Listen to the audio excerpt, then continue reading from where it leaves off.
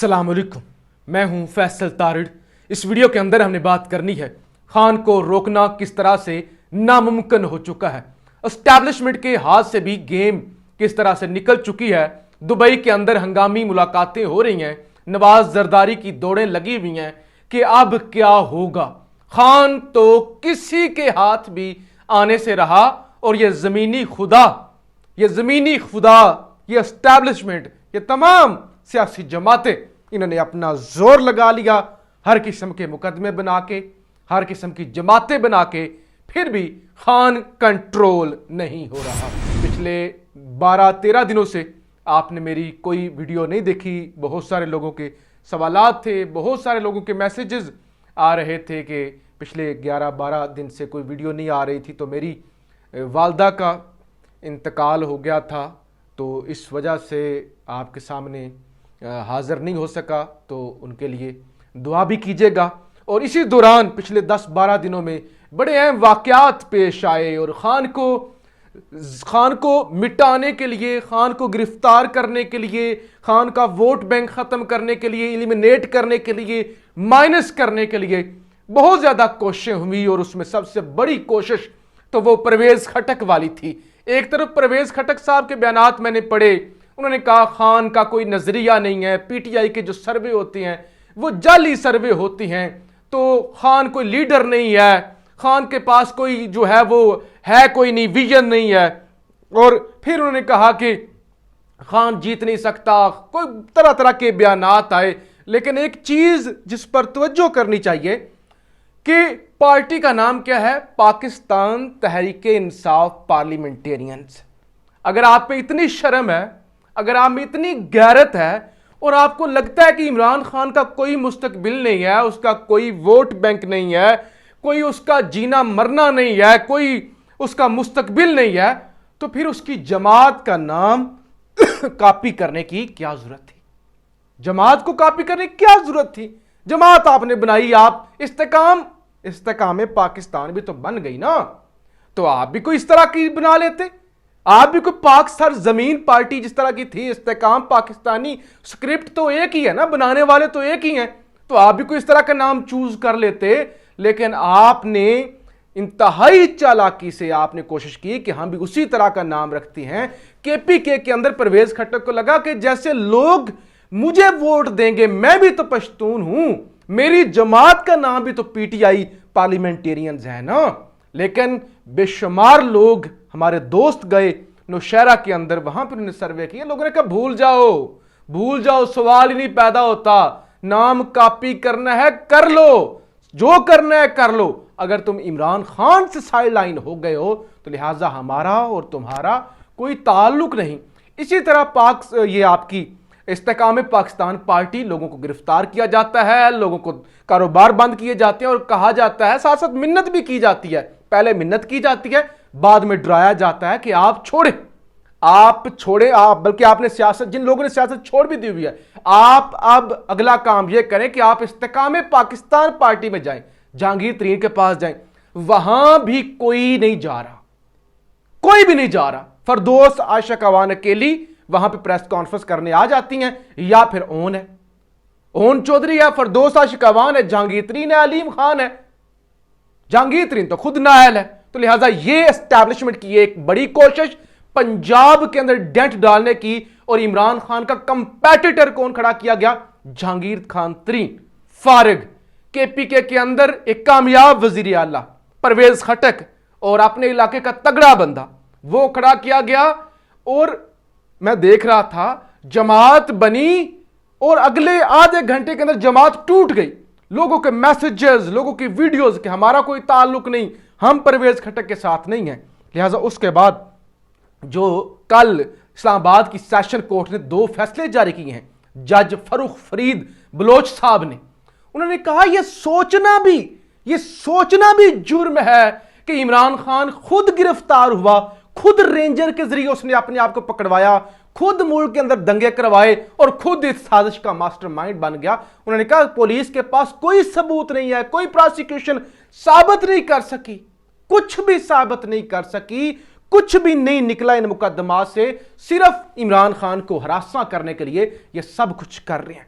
آپ مجھے بتائیے یہ جو 25-30 ٹی وی چینل جن پر مکمل کنٹرول ہے، 30-35 مختلف لفافے، مختلف اینکر، اتنی زیادہ ان پر انویسٹمنٹ عمران خان کو 9 مئی کے واقعات کا ماسٹر مائنڈ بنانے کی کوشش جو کی گئی، ایک سیکنڈ میں اڑ گئی، ایک سیکنڈ میں اڑ گئی۔ مجھے یہ بتائیں اسٹیبلشمنٹ نے جو جماعتیں بنائی وہ فلاپ ہو گئیں، جو کیسز بنانے کی کوشش کی گئی وہ کیسز فلاپ ہو گئے، ادھر سے سپریم کورٹ کا فیصلہ آ گیا کہ غیر آئینی ہے، ادھر سے جج فاروق فرید صاحب کا فیصلہ آ گیا، تو لہٰذا اس سارے معاملے میں اسٹیبلشمنٹ تو ہو جاتی ہے ناکام، مکمل ناکام۔ اب آگے جو کرنا ہے کرتے رہیں، لیکن ان کو پتہ چل چکا ہے کہ لوگ نہیں مان رہے۔ آپ جناب اسحاق ڈار کو وزیر اعظم بنایا جائے، یہ نون لیگ کی جانب سے شوشہ چھوڑا گیا ہے کہ ہم پیپلز پارٹی کے سامنے یہ تجویز رکھیں گے کہ اسحاق ڈار کو وزیر اعظم بنایا جائے۔ اور کیوں بنایا جائے؟ تاکہ اپنی مرضی سے جس طرح سے یعنی نام ہو، دیکھیں بے شرمی کی انتہا چیک کریں۔ پہلے تو اسحاق ڈار موجودہ سینیٹر اور وزیر آپ کا خزانہ ہے، وزیر خزانہ ہے، فائنانس منسٹر ہے، ملک کا بیڑا گرک کر دیا ہے۔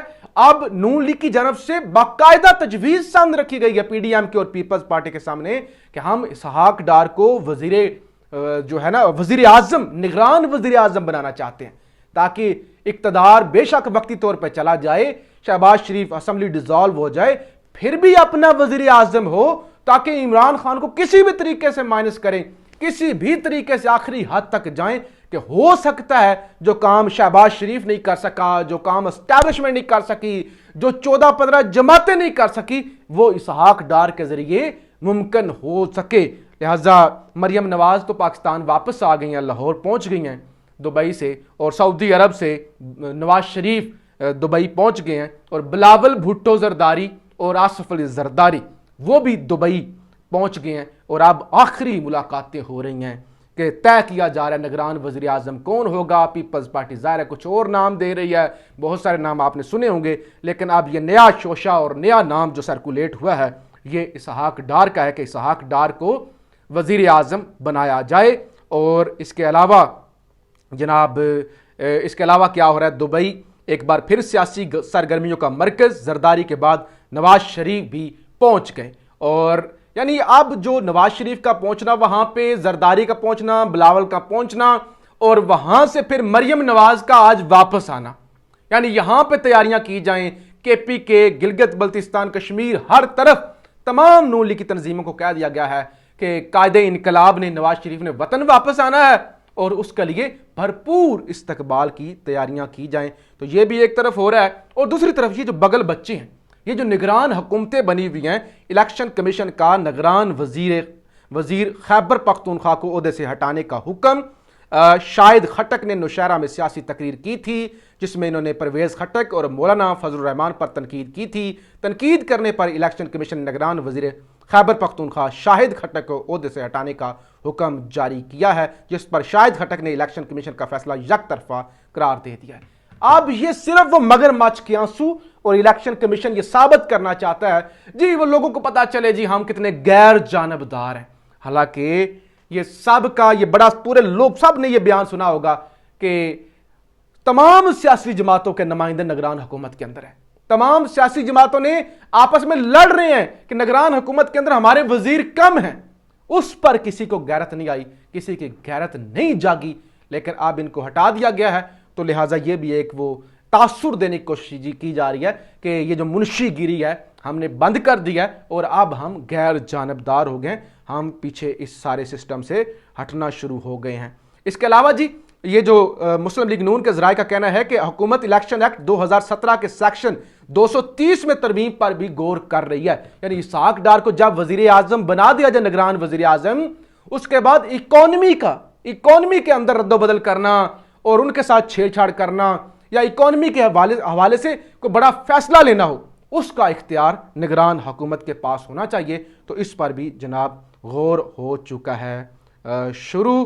اور چیئرمین پی ٹی آئی کے نامزد اٹارنی نعیم پنجوتھا کی جانب سے ایک بیان آیا ہے جی، جس میں انہوں نے کہا ہے کہ پی ٹی آئی کے چیئرمین آج اسلام آباد آ رہے ہیں، اگلے 2-3 دن وہ اسلام آباد گزاریں گے. آپ کو پتہ ہے کل سپریم کورٹ کے اندر بھی ان کو طلب کر رکھا ہے. یہ جو عبدالرزاق شر قتل کیس تھا اس کے اندر بھی 3 رکنی بینچ بنا تھا اور اس کے حوالے سے بھی صبح منڈے کو کیس ہے. تو عمران خان اگلے 2 سے 3 دن اسلام آباد سٹے کریں گے اور وہ اسلام آباد آ رہے ہیں. بہرحال جی مختصر ایک لمبے وقفے کے بعد آپ کے سامنے حاضر ہوا. تو آپ کو بتانے کا مقصد یہ تھا کہ عمران خان کو روکنا ناممکن ہو چکا ہے. فیصلے عمران خان کے حق میں آ رہے ہیں. اسٹیبلشمنٹ جتنا زور لگا رہی ہے اس کا کوئی فائدہ نہیں ہوا. میڈیا کو کنٹرول کرنے کے لیے نئے سے نئے بل لائے جا رہے ہیں, کوئی فائدہ نہیں ہو رہا. اور 14-15 جماعتیں اب ان کے اندر انزائٹی ٹینشن بڑھنا شروع ہو گئی ہے کیونکہ وقت بہت کم رہ گیا ہے. اور ابھی اور حکومت اور اسٹیبلشمنٹ ہے. پھر جب حکومت نہیں رہے گی صرف اسٹیبلشمنٹ ہوگی تو پھر تو خان کو روکنا مزید مشکل ہو جائے گا. پاکستان زندہ باد.